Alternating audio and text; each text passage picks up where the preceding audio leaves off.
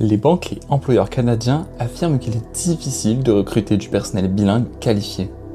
L'essentiel de l'actualité francophone au Canada, c'est Francopresse.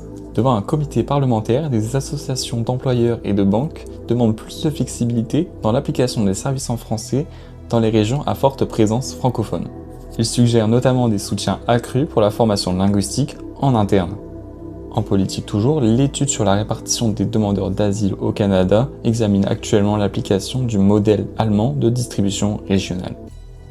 Les experts entendus expriment des avis partagés entre les impératifs d'intégration locale et le respect juridique de la liberté de déplacement. On passe à la culture où d'autres secteurs choisissent de créer leurs propres règles de fonctionnement. Une nouvelle étude sur le portrait de 24 entreprises de services en musique francophones hors Québec révèle l'émergence de modèles d'affaires alternatifs.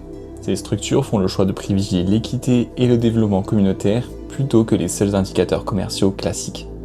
Enfin, un projet de recherche géré par Réseau Presse se penche sur la sauvegarde numérique des archives des journaux francophones minoritaires.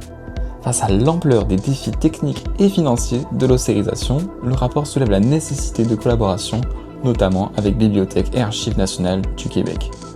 Pour approfondir chacun de ces dossiers, rendez-vous sur francopresse.ca. Rejoignez notre communauté en vous abonnant à notre infolettre et n'hésitez pas à nous faire part de vos impressions en commentaire.